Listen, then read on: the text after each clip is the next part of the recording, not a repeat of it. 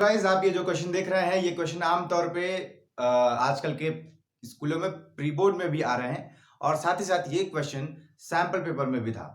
तो इस क्वेश्चन को किस तरीके से हम सॉल्व करेंगे आप देखेंगे। सबसे पहले देखते हैं क्वेश्चन क्या है। क्वेश्चन कह रहा है कि PQ is tangent to a circle with centre O। कह रहा है कि जो PQ है ये एक टेंजेंट है एक सर्किल का जिसका सेंटर O है, ठीक है, और P पर ये टेंजेंट है, ठीक है, एट पॉइंट P पर ये टेंजेंट है जो PQ है, ठीक है, और ये जो P है ये किस पर है, सर्किल पर है ना।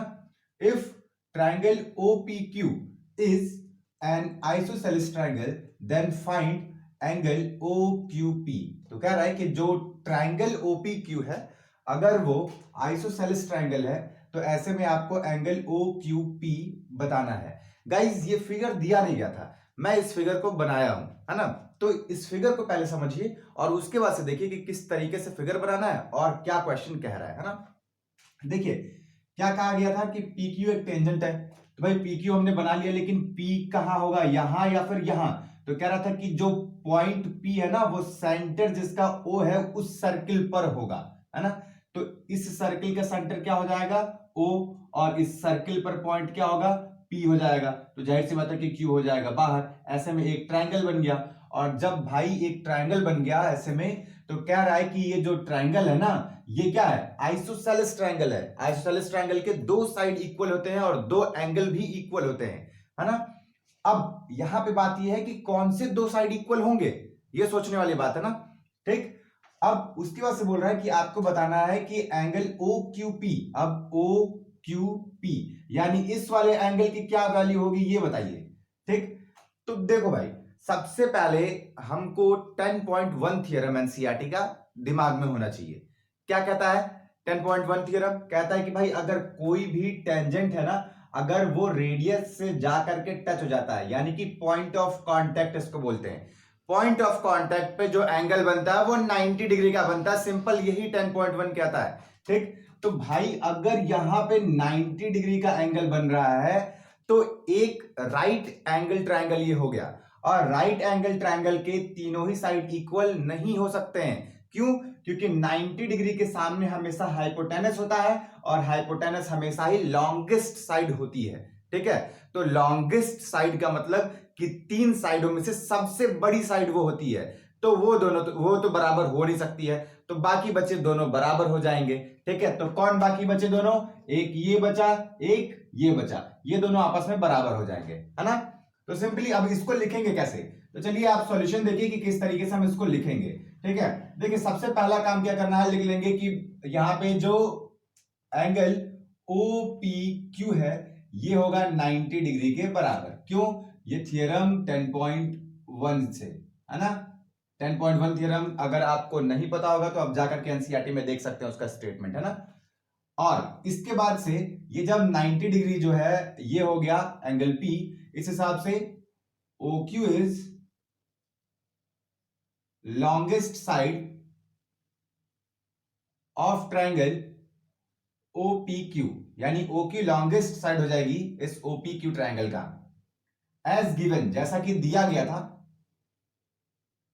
क्या दिया गया था फिर, दिया गया था कि OPQ यानी कि triangle OPQ is isosceles triangle, यानी OPQ एक आइसोसेलेस ट्राइंगल है। अब हमको पता चल गया कि भाई OQ लॉन्गेस्ट साइड है तो बाकी बचे दोनों साइड क्या हो जाएंगे, बाकी बचे दोनों ही साइड जो होंगे आपस में इक्वल हो जाएंगे। So PQ is equal to PO, है ना। और क्योंकि PO और PQ बराबर हो गए इस हिसाब से क्या हो जाएगा, इस हिसाब से हो जाएगा angle PQO is equal to angle POQ। क्यों? क्योंकि प्रॉपर्टीज ऑफ आइसोसेलेस ट्रायंगल ये कहती है, ठीक है। आइसोसेलेस ट्रायंगल की प्रॉपर्टी इस बात को कहती है, क्या कहती है आइसोसेलेस ट्रायंगल की प्रॉपर्टी, कहती है कि भाई अगर कोई भी एक ट्रायंगल है अगर इसके कोई भी दो साइड इक्वल है तो वो जो दो साइड के अपोजिट एंगल होंगे वो भी आपस में इक्वल होंगे, ठीक है। तो ये दोनों साइड आपस में इक्वल है तो इनके अपोजिट एंगल आपस में इक्वल होंगे, है ना। ये प्रॉपर्टीज ऑफ आइसोसेलेस ट्रायंगल कहता है, तो हमने यहां पे लिख दिया, ठीक है। अब इन ट्रायंगल OPQ में हम चलेंगे। OPQ plus angle PQO plus angle QOP is equal to 180 degree. क्यों ऐसा लिखा हमने? क्योंकि इस ट्रायंगल के तीनों ही एंगल के सम कितना होंगे? 180 डिग्री। और ना केवल इसी ट्रायंगल के, सभी ट्रायंगल के जो एंगल का सम होगा वो 180 डिग्री होगा। तो क्या लिखेंगे? Angle sum properties of triangle, है ना। अब OPQ की बात करें तो ये कितना डिग्री अभी हमने दिखाया था ऊपर? 90 डिग्री दिखाया था। तो 90 डिग्री लिख लीजिए, इसको आप x मान लीजिए। अब क्योंकि ये दोनों एंगल अभी हमने इक्वल दिखाए हैं तो इसको भी x मानना पड़ेगा, इज इक्वल टू 180 डिग्री। ये क्या हो जाएगा? 90 degree plus 2x is equal to 180 degree. So 2x is equal to 180 degree minus 90 degree, है ना। और इसके बाद से यहाँ पे क्या आ जाएगा? 90 डिग्री आ जाएगा।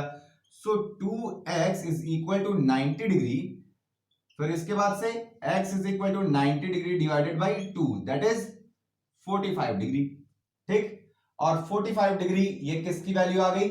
इन दोनों की ही वैल्यू आ गई। लेकिन पूछ रहा था केवल किसका? PQO का। तो लिख लेंगे so angle PQO is equal to 45 degree. तो उम्मीद है गाइस आपको ये सॉल्यूशन समझ में आया होगा। अगर आपको ये सॉल्यूशन समझ में आया तो वीडियो को कीजिएगा लाइक, चैनल को सब्सक्राइब कीजिएगा और कमेंट करके जरूर बताइएगा कि आपको ये वीडियो कैसा लगा। बहुत बहुत धन्यवाद इस वीडियो को देखने के लिए। अपने दोस्तों के साथ कीजिएगा शेयर। बहुत बहुत धन्यवाद।